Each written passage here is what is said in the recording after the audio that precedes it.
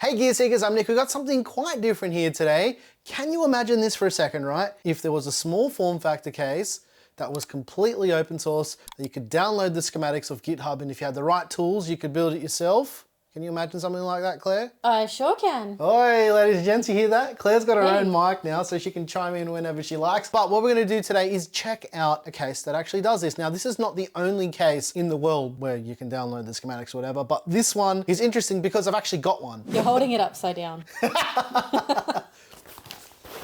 better.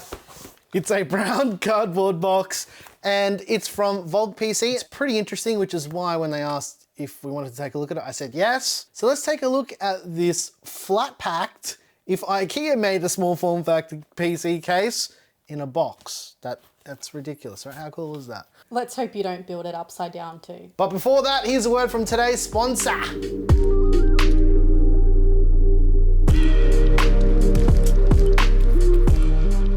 This video is brought to you by MSI and the all-new GK71 Sonic mechanical keyboard. The GK71 Sonic is built with MSI Sonic Red 35-gram lightweight mechanical switches. They are some of the world's lightest linear mechanical key switches and are ultra-fast and responsive. The GK71 Sonic also features MSI clear caps for vivid RGB illumination as you game, powered by MSI's Mystic Light. It also includes a premium memory foam wrist rest to give you some comfort on your extended gaming sessions. The GK71 Sonic also includes dedicated media keys with smart dual touch volume controls. Plus, for Australian and New Zealand viewers, score a bonus Steam gift card for a limited time when you purchase selected MSI products using the promotion link in the description down below. Terms and conditions apply.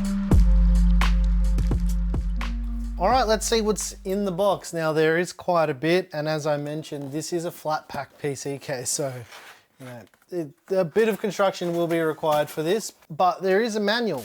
Given the complexity of putting this together, what I've decided to do is I'm gonna build it and then I'm gonna show you the features of the case and the way that we usually talk about cases, because this is actually quite different. So you might have a different idea of this case once it's in one piece.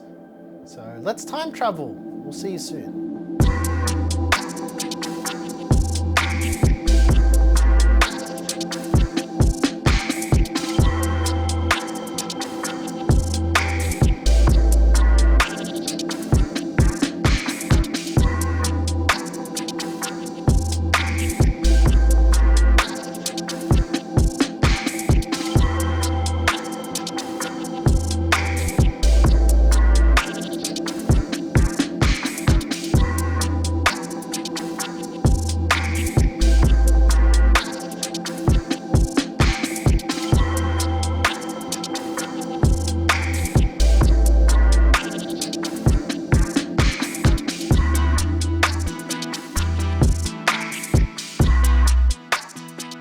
Here it is, close to fully constructed. I didn't put the acrylic side panels on for the purposes of me actually building this after the fact, and also because I wanted to get easy access to everything and all that stuff to show you guys everything that goes on with this case. In terms of total volume, for the VF-1, you're looking at 14.1 liters. So in terms of small form factor cases, it's about in the middle, I would say, for small form factor case sizes. So it's about the size of a Cooler Master NR200. In terms of motherboard support, obviously this will only support ITX motherboards and nothing more or nothing less. It only supports one type of board, which is fine. In terms of GPU size, you're looking at 318mm for the maximum size that you can install in this case. Although it's only got a 2-slot opening, you can actually install a 3-slot card. Let's say you've got a 3090 Founders.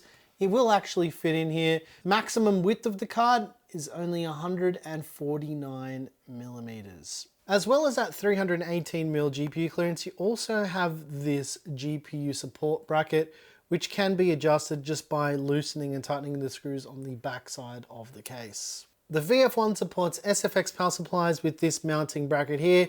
You do actually need to remove this front panel here. There's also an acrylic version of that, but I've decided to use the metal one because it's much more premium.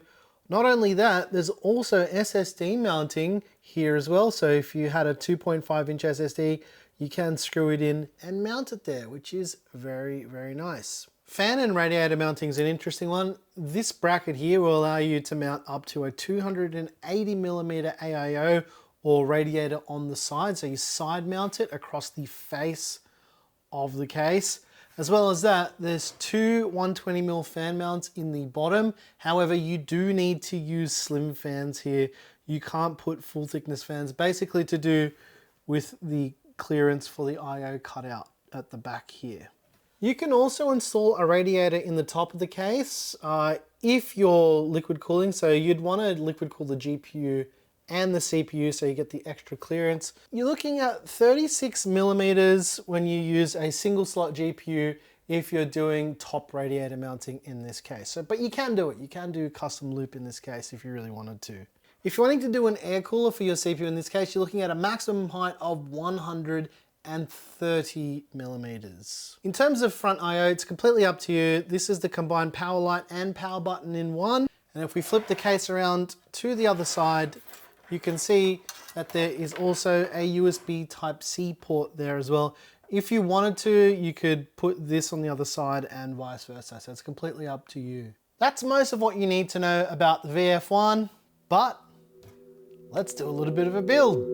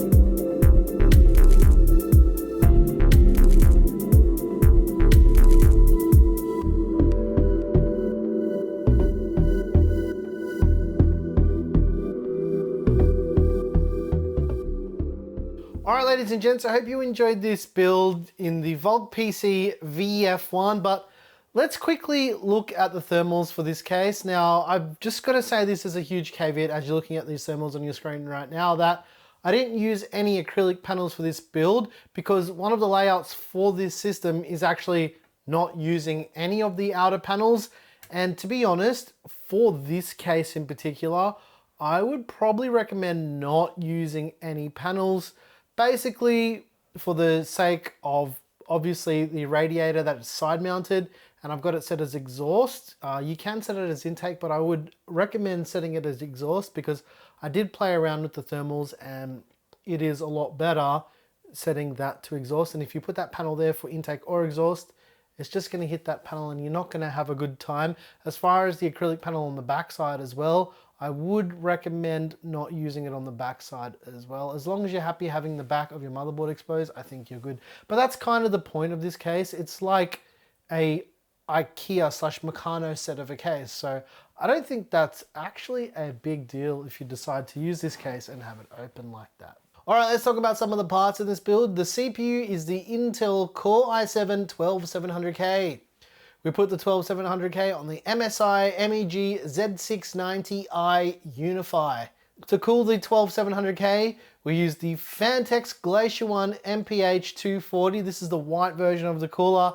The only reason why I didn't use a 280mm cooler and I used this cooler, which I'll come back to, is because this is the only cooler I had right now that would fit in here nicely.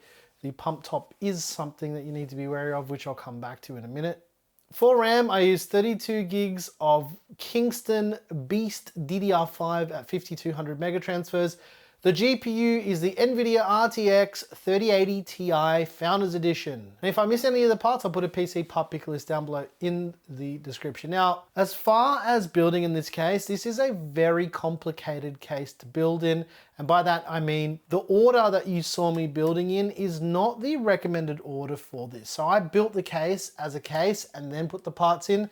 But I would recommend you actually building the PC as you're building the case if you're putting that together. Because in all honesty, it's gonna make it a whole lot easier if you do it that way. I did a couple things that I didn't show in the video, but I removed the rear USB port basically just to save some space for building, and because I wasn't gonna use it at all, because you know, these builds get torn apart quite quickly after we put them together. So I removed that just to make my life easier, just so I didn't have to plug in another cable. The power button, I gotta say that the wiring on the power button wasn't quite right from factory. I had to rewire it myself, which is okay. That's not a big deal, but make sure you double check that if you are buying this case. The original cooler I was gonna use was a 280mm MSI cooler. The problem with that was the pump top on that cooler is so high that it literally hit the fan. So I had to go with plan B, and because I already had Acertech mounting hardware in here, I was like, you know what? I don't have very many AIOs that are compatible with LGA 1700. I wanna use something that's got an Acertech mounting system. So I went with this white Phanteks cooler, and in all honesty, I actually think it looks pretty cool with the white cooler in here. But yeah, that's the only reason why I didn't go with the 280mm AIO. As mentioned, like the case can be quite frustrating to build in, but I think it looks quite cool. It's very unique. I kind of like it in this mode without the panels because I think it just looks cool and industrial. And I know there's potential for you to zap yourself, but you know, just be careful. You can put the acrylic on the back panel if you really wanted to stop any of that, but I decided not to because I just wanted to have this kind of open frame look in case. And I think it's pretty cool. I like it. I'm a fan of this case. The only thing I would say is, to give you an idea, to get everything to fit the way that I wanted to for the build that you saw in this video, it looks like it's about a minute of footage, but this took about 2 hours to put together, which is probably one of the longest times I've ever spent on doing a build here, you know. They don't take me very long. An hour is usually the max if I'm taking my time. This took 2 hours. So yeah, take that into account if you are looking at building with this case. A few little things that I think could make this case potentially better is if the back was open as well, and there was like, let's say if we could fit a 92mm fan mount, because if you're using an air cooler in this case and you had it fully closed up, it'd be nice to have exhaust out the back too, but I don't think that affected the thermals of this build at all whatsoever, you know. It is what it is. But let us know what you think of the ValkPC VF-1 down below in the comments, and if you like the music you heard here, I make all the music, and if you want to get subscribed to see more videos like this one, make sure you hit that subscribe button, ring the little bell to get notifications, and yeah, I'm your boy Nick with Gear Seekers. You peek, we seek, and thanks so very much for watching. Now, I've got to say as well at the end of the video that I started working on this yesterday. Now, as you saw in that section of the video, it took me about 38 to 39 minutes to fully assemble everything, but I had other stuff to do yesterday as well. So I was like, you know what? We'll take our time with it and make sure we get everything to fit in as well. Thanks for watching.